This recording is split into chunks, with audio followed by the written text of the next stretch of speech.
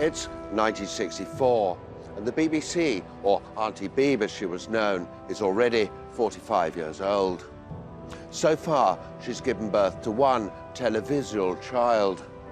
And on April the 20th of that year, she was to find herself once again in labour.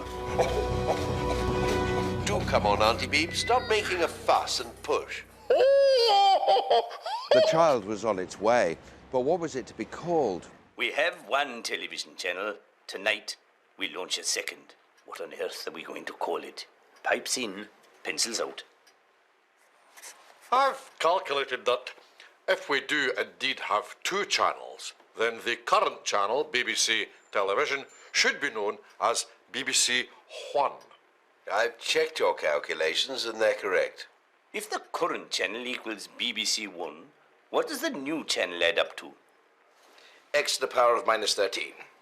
This new channel should be called BBC X to the power of minus 13. You blundered in your reduction of this fraction, you horrid little homosexual. X to the power of minus 13 cancelled out is 2. BBC 2. Can't we call it BBC Stalin? Are you a communist? This is the BBC. We're all communists, aren't we? Shh. So we're all agreed. BBC 2. Oh, that's better. 2. Cup of tea?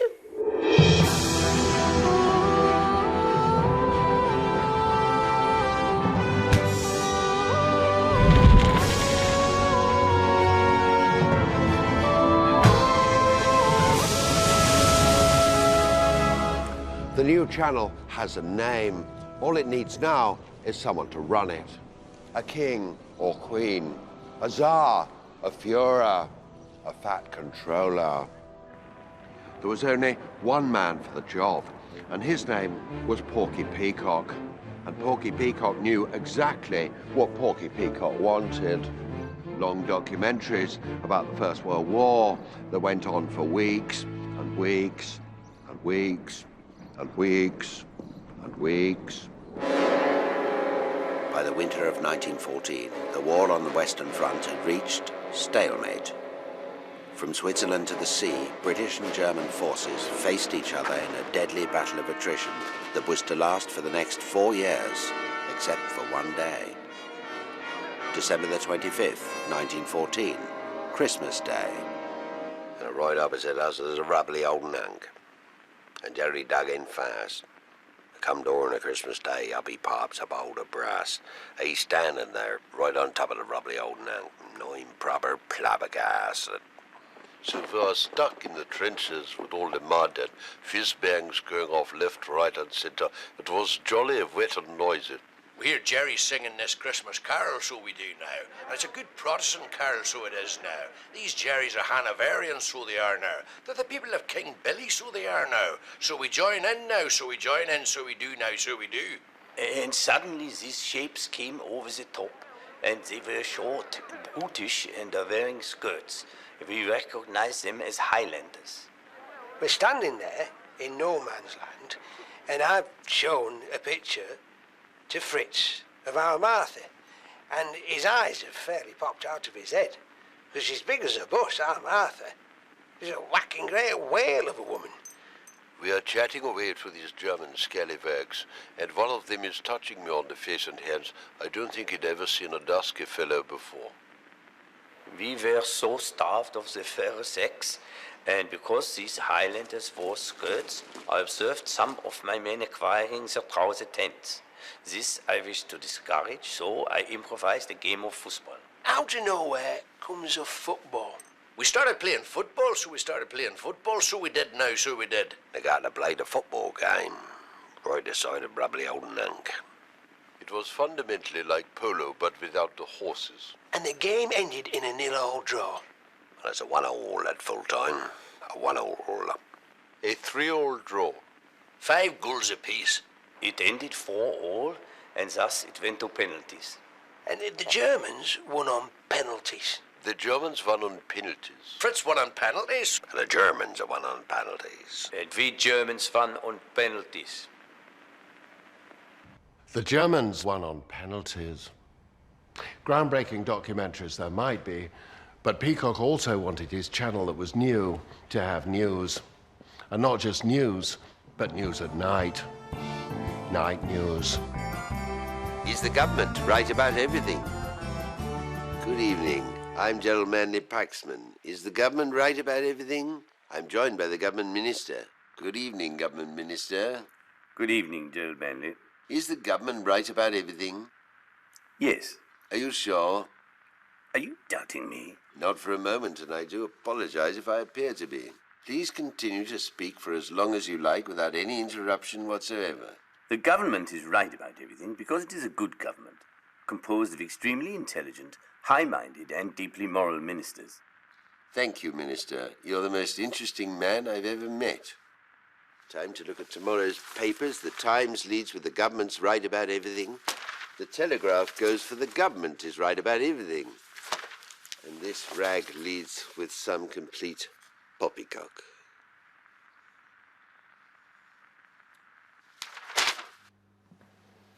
The new channel was, like its elder sibling, to be funded by the license fee. Freed from the pressures of the marketplace, it was to be very much BBC TOO, BBC Two. But it still wanted to compete with commercial ITV, and compete it did dramatically. Well, the Forsyte Saga was actually, to tell you the truth, I don't remember a great deal about it, but I was there. I'd had the wonderful idea of shooting the whole thing on a single camera with no editor. Now, I got the idea from drinking 3 bottles of wine one lunchtime at the BBC bar. Television history.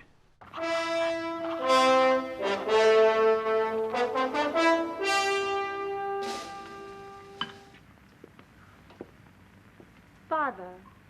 Ah, Julia, come in and sit quite close to me. A little closer, my dear. I'm worried. You work so hard, Father. What are these? Important documents for the attention of your cousin Julius, who will attend to them at 10. I'm attentive to his attentions to myself, Father. Pay no attention. His attentions are tentative. Good day, Jolyon. Ah, Cousin Julia. Cousin Julius, you are well? Indeed. Do you like my mop top? I do. I trust I am the only man in the 1890s with such a hairdo. Won't you sit down? No, thank you. I won't be in shot. Cousin, I've tendered these documents for your attention. I beg your pardon, Cousin Jolyon. Could you repeat that? Attend to these documents that I've tendered. They relate to a trust fund, which I've set up for the benefit of any future children you might have, should you one day choose marriage. Marriage?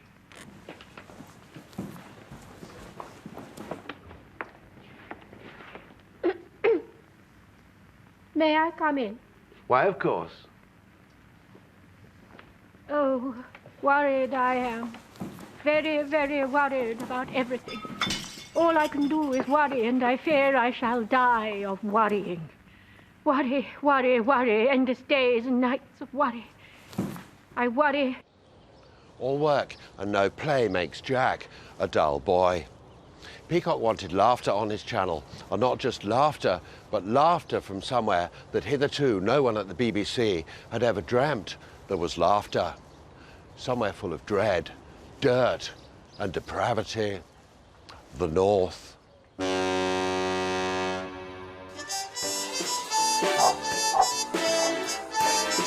Hey, Terry, what you done to me bike?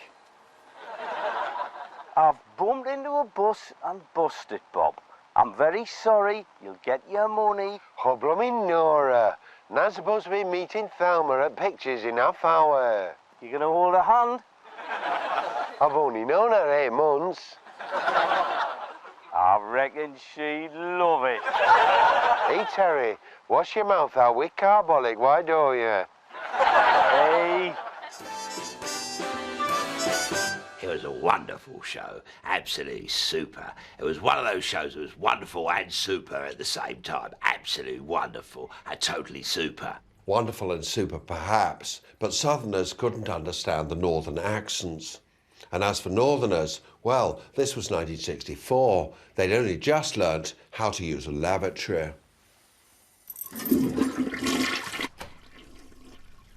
Education was still a Northerner's dream. ITV, yes. BBC Two. E-Bargum, no. And this is a problem. Peacock appeared more Lord Reith than Lady Gaga. And this was the 60s, the generation of the baby boomers, or baby Gagas. Young people had been invented in 1957 by Mr. Elvis Presley, and here we were a decade later with only one programme for them, and that was Keep Still. Keep Still ran for 8 hours a day, every day of the week. One had to sit very still. If one moved at all, well... The clown was absolutely terrifying. He could talk without moving his mouth. Charlie's gonna eat your face off. Keep Still was the end for Peacock. He was booted upstairs to BBC One. His replacement, David Attenborough. And for Attenborough, it was hello, good evening, and well, I'm here, let's get on with the job. Out went night news, in came naughty nighty news. Is corporal punishment outdated? Should it be abolished in our schools? Hugh Parsley. Well, Joan, I believe it to be a demeaning form of punishment. So, Hubert Tuft, if I were naughty, would you cane me? I would. You have to remember it was the 60s. We were all feeling frisky all the time. Is sex a good thing? Edward Rees-Spoon. I hate sex, and so does my wife. It's horrible and stupid. How about you, Donald Hairwave? I rather like sex. So do I. I'd like to have sex with you. So would I. It's the mid-60s, and television is about to get ugly. And your start of a 10, what is the theme tune to this show? Gruesome College, Cambridge. Bing dong dong. Very ugly. Welcome to Ask the Ugly Family. This week we say hello to our ugly family from Leicester. Hello? Hello. Hello. Hello. And dare I say it, our even uglier family from Norfolk. Hello. Hello. Hello. Hello. BBC Two wanted a slice of the ugly action. Hello. I'm Professor Bill Borderline Spectrum. And I'm Dr. Fiona Firmly Spectrum. Today, we are going to be looking at one of the most exciting things in the world. Kinetic energies and electroweak interactions of pheromones. Or, as we prefer to say, L bar gamma to the mu times the quantity I delta sub mu minus 1/2 g tau dot w sub mu minus 1/2 g prime yb sub mu times L plus R bar gamma to the mu times the quantity I delta sub mu minus 1/2 g prime yb sub mu times R.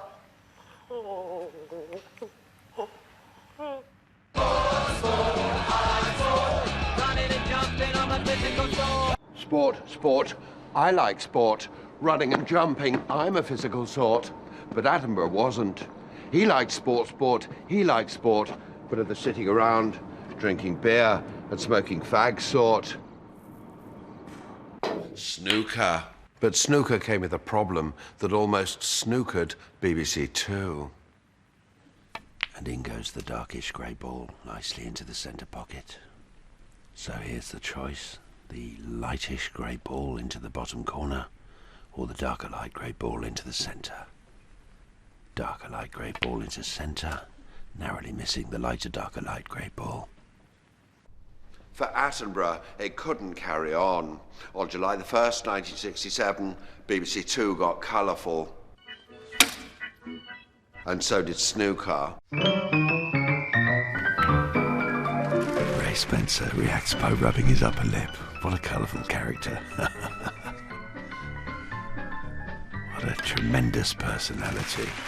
Now he's chuckled. Here comes the hurricane. Will Will it be the yellow or the brown? He's gone for them both. Oops. What's he going to do with the white? Up it goes. What a super hit. What a great sequence of shots. Colour television brought with it endless possibilities for grand documentaries, and there was none more grand than Jacob Bronowski's epic series, The Pottering About of Man. I'm rather a long way away from you. Now I am much closer. Now you can observe with clarity the riot of beige, which is my jacket, shirt, and tie. Now I am on top of this hillock. How did I get here? It's a mystery. Now I am much, much closer, almost too close for comfort. When one thinks of David Attenborough, one thinks of animals dying. Buffalo, zebras, pythons, and Monty Pythons. After 3 series on BBC One, Attenborough brought them to his channel to bear witness to their televisual death throes. Hello, I'd like to buy one, please. Oh, I'm very sorry we haven't got any. Now, look here, miss.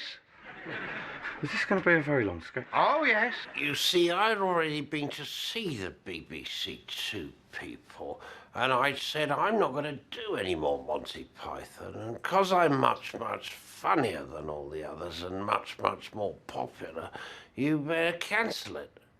And they said, John, we disagree. I mean, the arrogance of these people. So, just how long is this sketch going to be, then? Very long indeed. And even when it's eventually ended, we'll continue to reprise it throughout the rest of the show. Oh, good. Before reviving it every decade for the next half-century. Oh, good. When it is definitely past its sell-by date. Oh, good. When it is a dead sketch. Oh, good.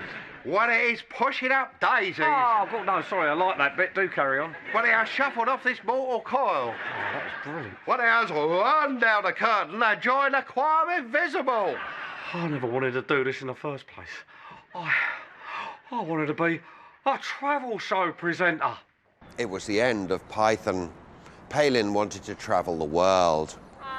Oh, put on a linen clothing and hang around in bazaars. Hang around in bazaars? John Cheeshop's sketch yearned for more sophisticated comedy. Come here, you stupid racial stereotype. I'm from Barcelona. I know nothing.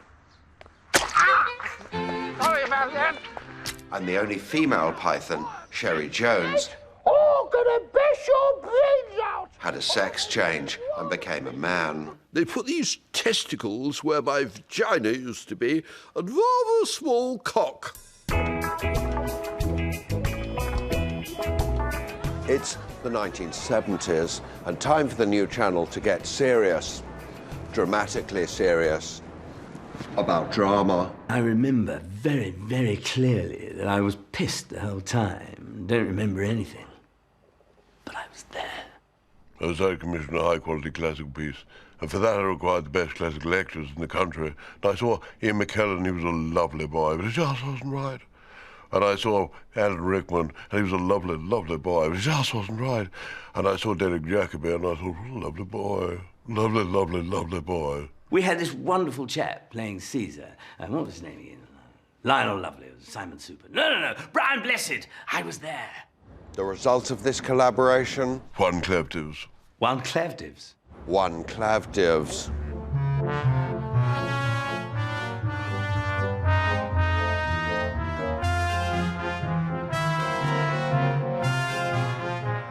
Rome was fast falling into parlousness.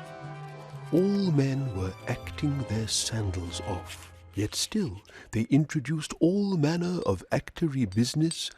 I do like your eye makeup, my dear Empress Mark Boliner. It is predicted by the high priests of Jupiter that one day all girls shall have makeup like this in the 1970s, on top of the pups. It suits you merrily, merrily. Father, I come to warn you of my brother, BAFTA's nomination. Now, I will not hear of it. BAFTA's nomination is a fine boy. trained by Rardus in all things flourishing. My brother schemes behind your back. He will poison you and put me to the slaughter and claim Rome as his own. Oh, calm down, Actus Tremendous. He is in league with my sister. What a scorcher. Do not hate What a Scorcher. She is indeed your sister. Go to her bed and make love to her. That I shall. And presently shall I tear our unborn fetus from her womb and eat it in bloody fashion. Oh, he's a very odd boy. There is a delegation from Palestine to see you, Caesar, from a new religion called the Christians. Show them in. Blessed be the Brian, for he hath a loud and warming voice. Yes, yes, I'm very pleased with you. I will give you lands. Where is my governor of Palestine, Pontius Pilates? Oh, yes, I'm just finishing a class. Cat stretch, girls. Oh, yes, oh, I can smell it from here. He's also a very odd boy. Ooh. One Clavdivs was hugely popular, but was that what BBC Two was really about? Shouldn't BBC Two be just a bit boring? Well, the BBC music department was very powerful. The music industry had to take us very seriously. And so when they came to us and said, can we have a vibrant, happening, groovy show for BBC Two, I said, no. I want something dull.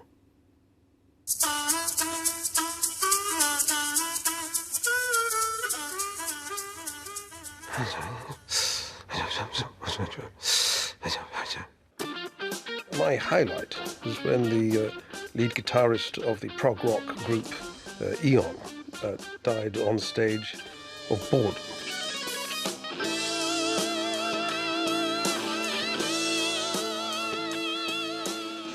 And by the time the drummer had pretty much finished his solo, the guitarist had completely decomposed.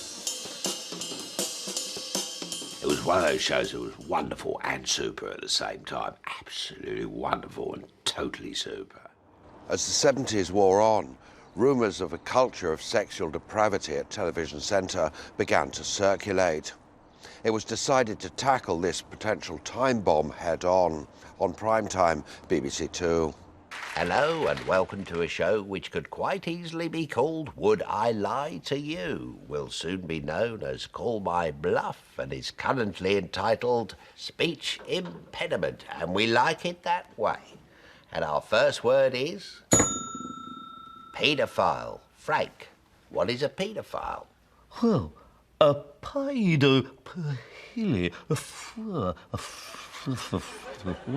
Frank thinks it's a type of chocolate bar made of nuts and fruit. Is he right, Patrick?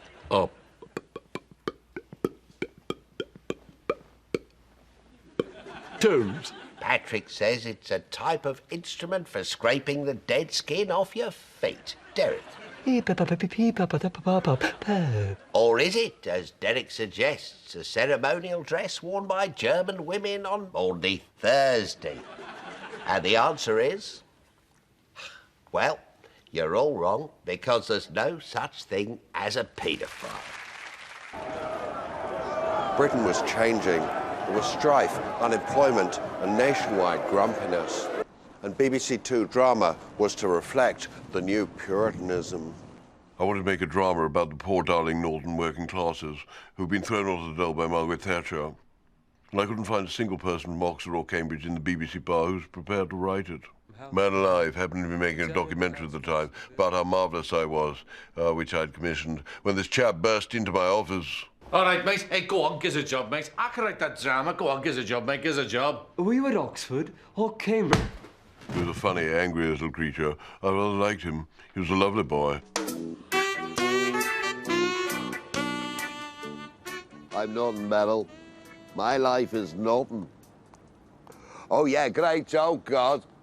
Here's Michael, he's nothing. You've done your best, Michael. What more can you do? Nothing. Me best's none. When I'm dead, you know what me gravestone's going to say? Here lies none. Dust to dust, None to none. And you know why, Beryl? You want to know why? Sir Michael! Because I haven't got a catchphrase. And without a catchphrase, you're nothing and Maggie Thatcher's broken Britain. What you doing, Michael? Sitting on the settee, eh? I could do that. Gives you a job sitting on the settee, eh? Hey, not now, Yosse. Gives you a job, Beryl. All right, Yosse, calm down. Calm down. Calm down. Calm down. All right, calm down. Hey, calm down. All right. Boys from the Blackstuff was the right stuff for the viewer, but the wrong stuff for the Conservative government. It was furious. Its anger was vented by a young MP called John Major. The British people don't want programmes like this. They want programmes without bias. They want fairness. They want to say, we want our old BBC back, and we want it now. It's not want you complete rhymes with want. The BBC was being crucified. It agreed to make a drama that would balance Boys from the Blackstuff. But who would write it? I could do that. Give us a job. Go on.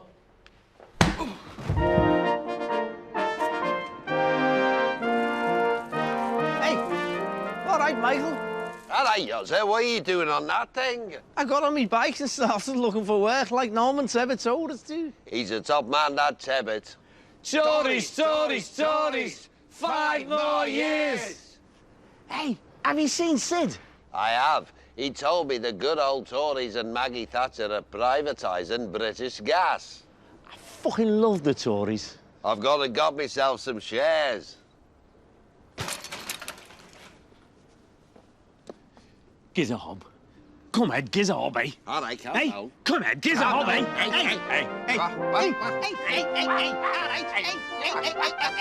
I think BBC Two had an ambivalence towards Mrs. Thatcher. Sometimes it found her frustrating and sometimes quite sexy. And I said to Tonight on 40 Minutes, Margaret Thatcher, is she sexy? Good morning, John. Goose fat. And he said, I know, madam.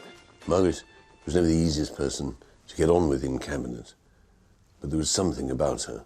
We remember Geoffrey coming to see us one day with a policy that we didn't much care for. And I said, please, Margaret. And we said, no, Geoffrey, no. She was a very sexy woman. I remember going to her. And we remember Nigel came to see us, and he said, you must, Prime Minister, I insist. I was very insistent. And we said, no, Nigel, no. I said, Margaret, please. And we said, no, Geoffrey, no. I said, Margaret, please listen. And we said, no, Nigel, we will not listen. I said, Margaret, I'm pleading with you on bended knee, you mad, power-crazed bint. And we said, no, Geoffrey, no. I said, Margaret, just listen for 1 minute, you completely... deranged old boot. I said, Margaret. We said, no, Nigel, no. Bad dog, Nigel. No, no, no. You bad dog. And I found myself on all fours in front of her, and she literally trampled me on foot. And we remember very clearly that Nigel was very cross. It was really quite erotic. But life under the Tories wasn't all doom and gloom. There was also fun to be had. You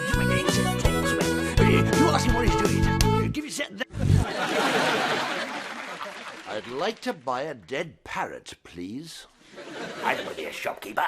I want to be a travel host. Comedy is an incredibly serious business.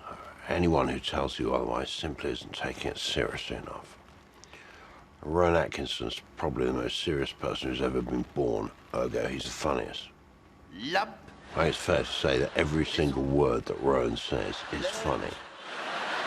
Hooligan. Nubble. Waste paper basket. I put Rowan together with the cleverest man in the world, Stephen Fry. Stephen, of course, invented adult humour. Thumb chums and willy biscuits. Ladies' wee-wees and poo-poos. Gentlemen's diarrhea. So, we did a pilot of Blackadder for BBC Two. It was just dynamite. Button up your body hole, Blackadder. Here comes the new king. Top living roars, Blackadder. Congratulations on being crowned King Edward VIII. King Edward VIII. It's my new totty, Mrs. Simpson. She's a blooming Yank. I'm gonna be Queen of England. Untrouseringly good news, eh, Blackadder? Although personally, I'd prefer Bertram Russell's bloated, boil-faced brother became betrothed to your royal bigness. Gee whiz and pay! Have you met my new Prime Minister, Sir Stanley Baldrick? Hello, Blackadder. Bloody hell. Botty-boiled bastard! Ah, General Disaster. What news, General Disaster? Bad news, I'm afraid, Lord Melchett. One, I've cut my finger. You bloody disaster!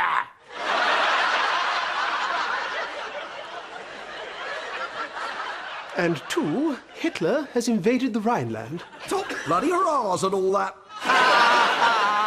Hey! Bum. All the dashing big bugger burps, Blackadder. It was a wonderful show. Absolutely super. It was one of those shows that was wonderful and super at the same time. Absolutely wonderful and totally super. Historical comedy there might be, but there was also room for history to be dramatic.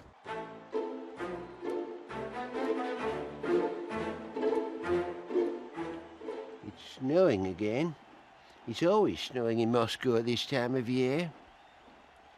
I can see Comrade Milenkova down by the statue of me. She's a widow, Comrade Milenkova. Her husband died of natural causes, which is not at all natural in Moscow at the moment, if you get me drift. I can't seem to stop having people bumped off. I call it me urge to purge. Here comes trouble. Comrade Jim Broadbentovich. Hello, Stalin. How are you? Very well, thank you. Yep. How's the 5-year plan going? I'm afraid it's failed, so I suppose that's curtains for me. Well, you can have these ones if you like. Very kind of you. I thought I might go for chinks. It's nice and cheery. What do you think? They're brightening the place up a bit, weren't they, Stalin? I'm having him shot later. It's a shame, really. He's a nice man. Now history began to happen before our very eyes. The Cold War ended. The wall came down, and for BBC Two, trouble was brewing in not 1, 2, 3, but 4 form. The new channel was young, anti-establishment, and it wanted to shaft BBC Two up the arse. It was time to change or be buggered. And change came in the form of a new controller, and his name was Yentob.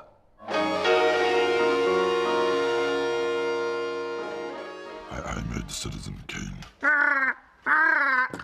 Orson, oh, Orson, Yentob, Orson, friend. Yentob may have had an arts background, but he could see that Channel 4 was dumbing down fast, and he wanted a piece of the action. He needed a man with the skill to dumb down an entire channel, and he found him. Albus Dumbledore. Yentob, see salvation. These red leather seats are really quite cosseting. Be vulgar, Jeremy. Be Mockney. Oh my God. I feel like I'm in a vagina. I'm a dildo! Yentl brought his ghastly new head of comedy, Paul someone. He was a horrid little man. I didn't want all that elitist Oxbridge crap. I wanted alternative comedy, edgy comedy full of edge and edginess by ordinary working-class, middle-class people who'd failed to get into Oxbridge. Oh,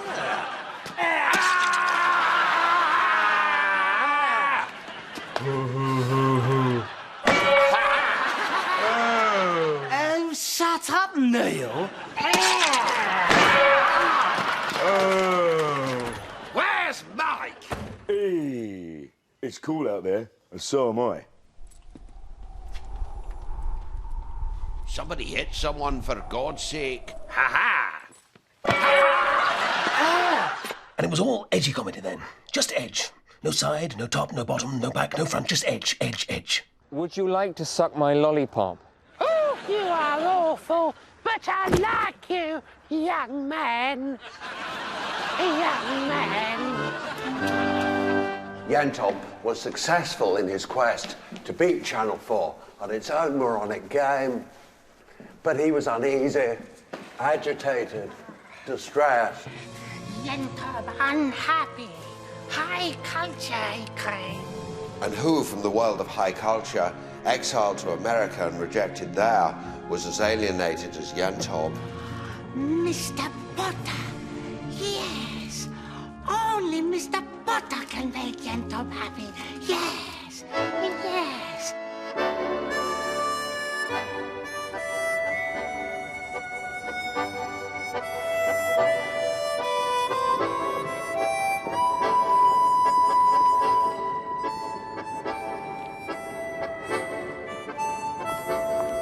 He's the one. Yes, him. I choose him.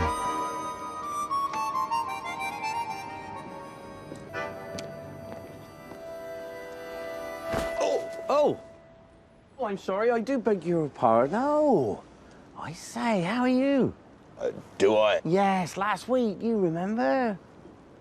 Yes, of course. And now it's today. So you must be on your way too? The rehearsals. Yes, for the play, isn't it? The television play. Yes, the one that I wrote. I'll come with you. Come along. Are we still rehearsing in the... The hospital? Yes. Yes. Stop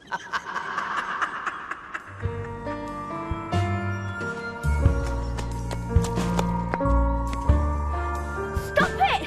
What are you doing? What are you doing to our Mary? I saw something. Something in the woods. Our Mary Whitehouse being porked. Right in her Forest of Dean. Look at your face. I've got cornflake eczema. And I've got Rice Krispie psoriasis. What's to be done? Maybe we could do something weird, like mime along to an old song. Good morning, Skin Game.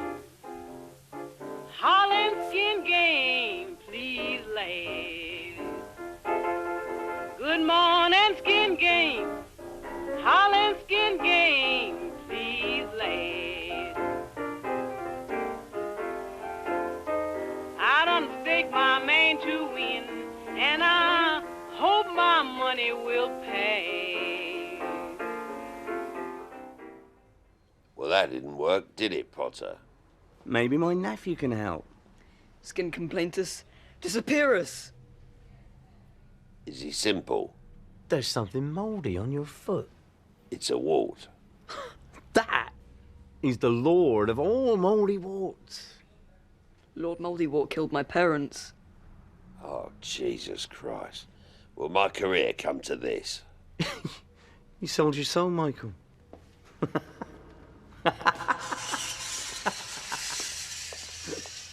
Right, Mr. Sing Song. It's time for me to grease up your winky. Oh, God. I had absolutely no idea what was going on at the time, but it was bloody marvellous. Yentop had done all he could for the channel. It was time for him to move on. The new controller was his disciple, Michael Jackson. What kind of programs do you want to commission? What about current affairs? I want a sketch show that's very, very fast. This week, I have been mostly in Harry Potter.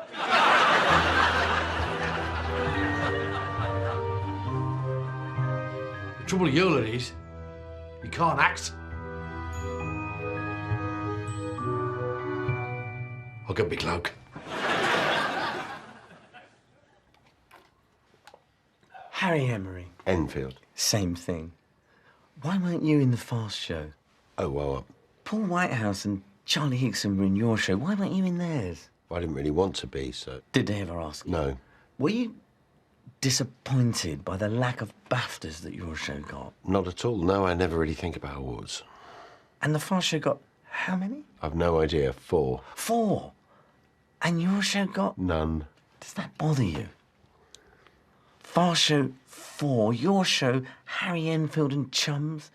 You changed the name, Harry Enfield's television programme, still no awards. Honestly, not a problem. No bitterness. None whatsoever. I'm extremely proud of my show. BAFTA wasn't. Great to speak to you. There were storm clouds brewing. A new man had taken charge of the whole BBC, and his name was Bert. Bert John. I mean, Bert John wasn't really a BBC man at all. I mean, he gathered us together and gave some funny little speech about something called value for money. I didn't really understand a word, you know, but I was there. It seemed to mean getting rid of the subsidy in the BBC bar, and I was very much there. But it's very difficult, you know, to come up with wonderful ideas that the nation will take completely to their hearts unless one's somewhat docile. No, Bert John was a total cunt. He brought in a woman to run BBC Two. That woman was Jane Brute, and she wanted women. I wanted Robert Robinson to front the new quiz show, but the woman in charge wanted a woman, so we used Robert's daughter. Welcome to Is Your Child an Idiot? Tonight, who is our idiot? Is it you, Susan? Or is it Andrew? Or perhaps it's Simon? Or quite possibly Sally? What is the Latin name of the rice-field rat? Ratis Argent Venta. What was the name of the general who led the Anzac troops in the First World War? William Birchwood. RMS Lusitania, torpedoed and sunk by the Germans in 1915, was designed by who? Leonard Petrik Bank. Who was the Secretary General of the Hungarian Communist Government from 1949 to 1956? Enver Hoxha. Oops. Oh dear. And at the end of that round, Sally, you think Hungary and Albania are the same, do you? The Hungarian dictator was? Matis Frikosi. Knowing the answer now doesn't make you any less of a moronic buffoon, any less of a cretinous dolt. Sally, you are an idiot. Goodbye.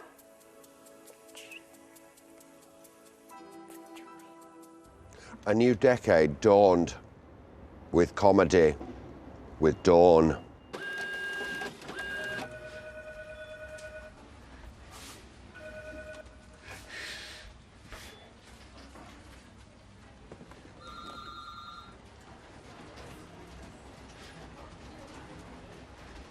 Katanga. I like shagging dead people. Don't like shagging because they're dead, yeah? I like shagging dead people. Look from Dorn. Joke. I most certainly do not like shagging dead people, obviously. Only done it once. It was impersonal. Look from Hobbit. Dorn. Hobbit. As the noughties dragged on, a new threat loomed. Recession. Money was tight. It was time for BBC Two to make programmes about nothing at all. Grumpy old bores are minor celebrities with absolutely nothing interesting to say about how there's too much plastic packaging. I find plastic packaging terribly difficult to open. You always have to pop all the bubbles on bubble wrap. It's quite addictive. I mean, what's going on? You got to buy a cucumber and it's covered in a condom. And you end up slashing at the plastic packaging with a knife and you cut your bleeding finger. Well, sometimes it takes my servants hours to get the packaging off the many important things that arrive for me every day, which makes me quite grumpy. I mean, all this plastic packaging is a pain in the arse, isn't it? Grumpy old bores will say obvious things about anything for the money. Now talk about reading glasses.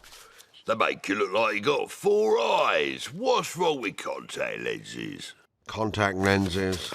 They're so hard to get in your eyes. Laser surgery's the thing. And just when you've had enough of grumpy old bores, they bring on grumpy old bags. I mean, why do we even need this World Wide Web anyway? And they won't even take money on the buses anymore. You have to have a scallop card, is it?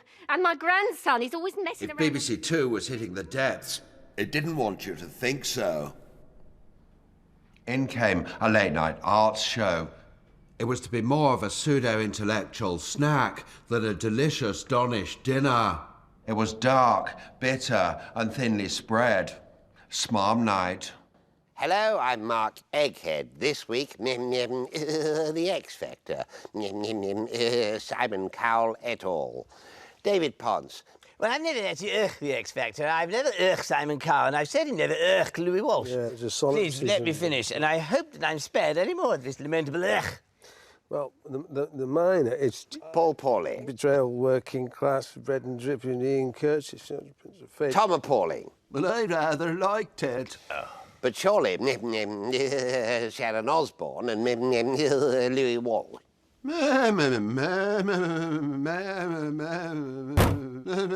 BBC Two was fast running out of viewers and money. To solve this problem would take all the brainiest brains of the BBC's brightest brains. This channel needs stars. Stars cost money. We need stars that don't cost money. Pipes in, pencils out. I have the solution. Ordinary people. Psst. Are you still a communist? No. Nor am I. I still am. That's because you're a horrid little homosexual. Gentlemen, I have calculated that a famous person plus money equals a star. I've checked your calculation. It's correct. I have also calculated that a star is greater than an ordinary person. If you take away money, you have to cancel out the star. But you're left with a famous person who is greater than an ordinary person.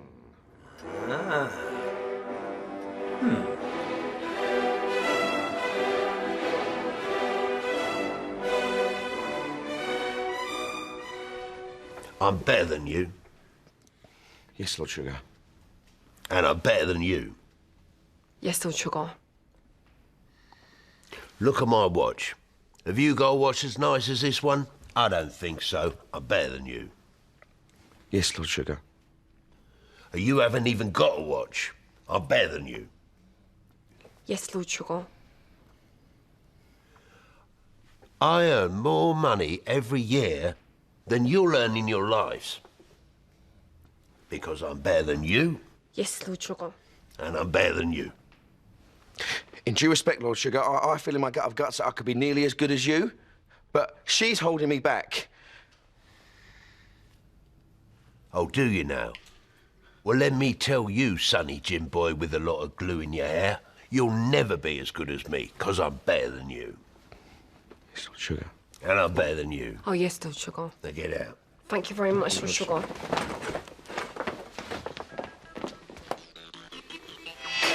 Simon is cooking for 3 very important people. They're better chefs than Simon. They're better people than Simon. They're all better than him.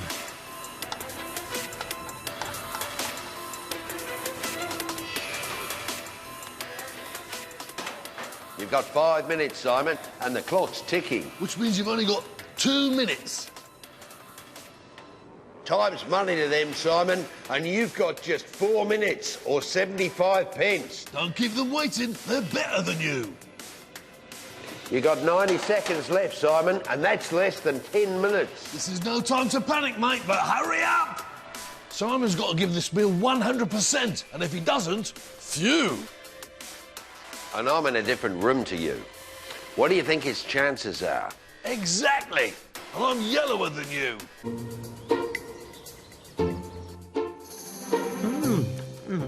They do look absolutely marvellous. Not a hint of a soggy bottom. What a clever little ordinary person you are. Wouldn't I make a wonderful queen? And I'm better than you. 50 years ago, this cathedral of programme making brought joy to the great unwashed. I like television. I like Bruce Forsyth. I like Doctor Who. I like Coronation Street. How different television looks today. I like Bruce Forsyth. I like Doctor Who. I like Coronation Street. BBC Two's contribution has been immeasurable. I think the best show was entirely my idea, made up entirely of live bands, presented by Jules Holland, and I cannot understand why it didn't work. Ladies and gentlemen, a very warm welcome to Earlier with me, Jules Holland, the only breakfast show, of course, with all live bands. And what a treat, Jeff Beck. Jeff, perhaps if I could prod you awake, a little poke there. No, but never mind, because in reserve it's klaxons, that's right. And no definite signs of life, but never mind.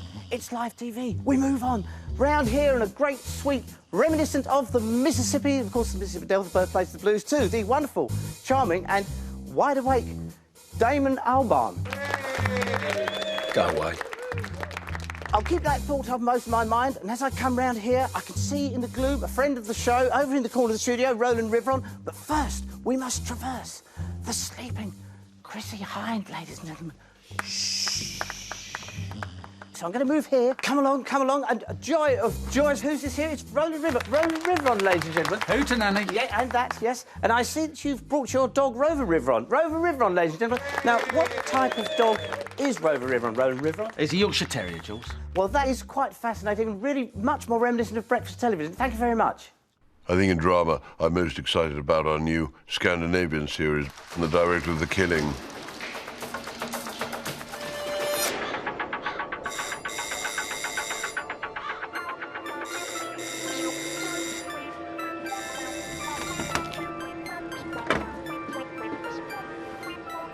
I'm som en pingo, eh? Men så är han som...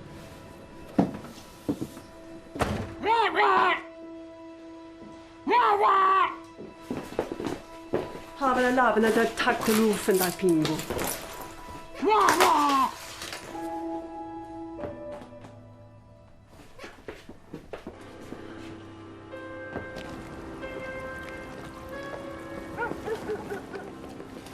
Tack till havens pingo. Ja, men sen är salen sånt men alla är pingo, eh? Bella bäten bara hasen bedärpligt tack. Men det sa att de som känner är sån en till silen fukt upp nu.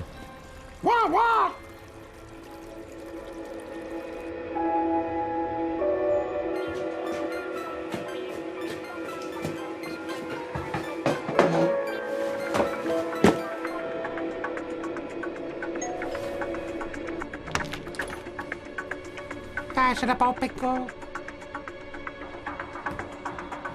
Pääsellä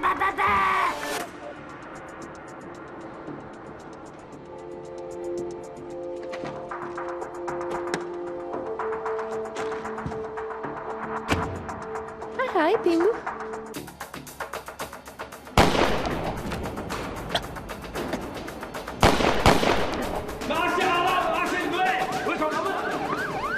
Tack till hart pingo. Lägen Mädchen tar den där pingo. Då har jag med mig hem. Då har jag med mig hem med mig.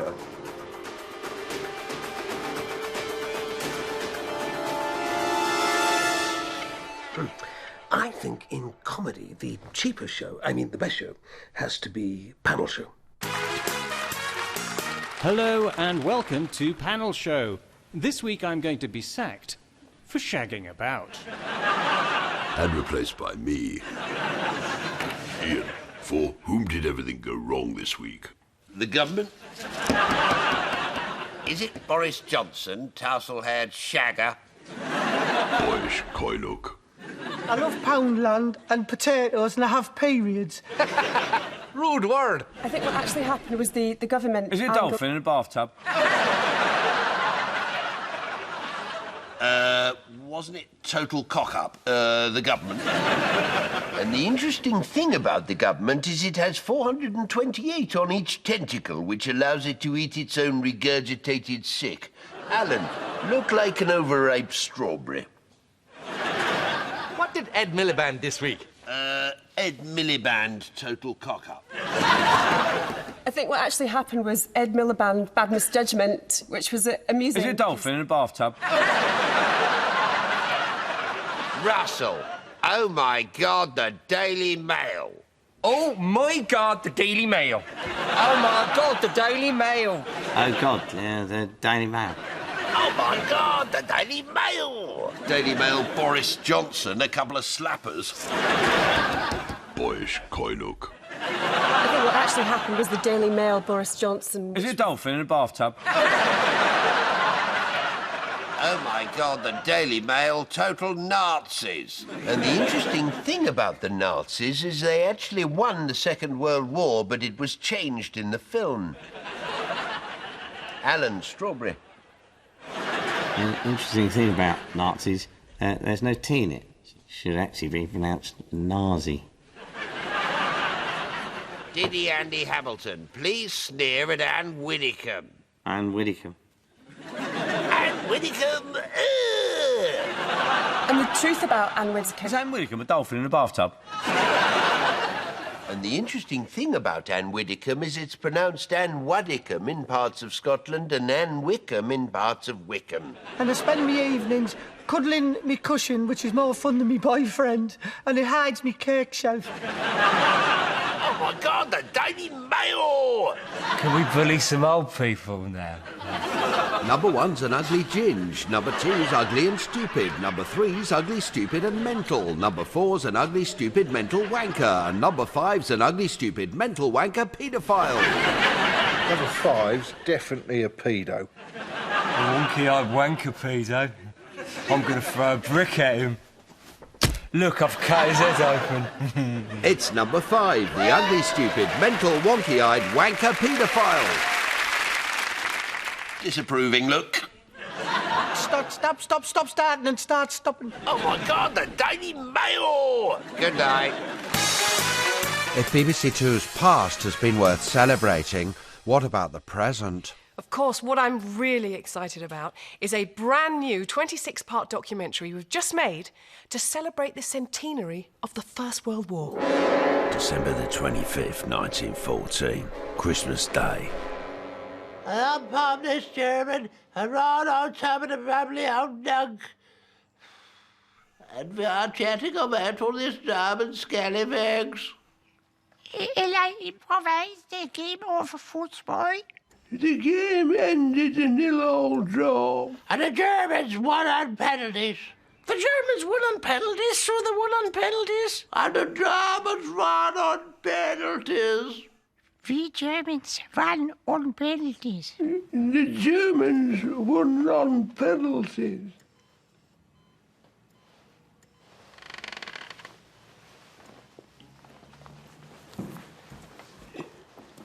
I've got wandering hands. And in 50 years' time, with so many new channels, so many different new forms of media, will there be BBC Two? And if there is, will there be BBC Two too?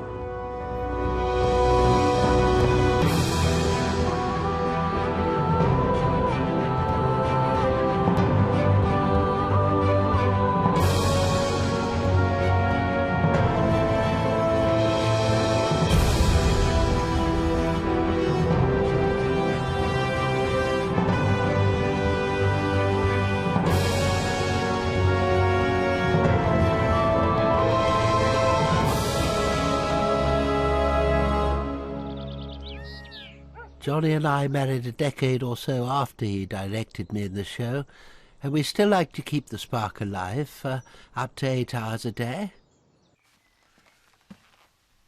Charlie's going to eat your face off. Oh.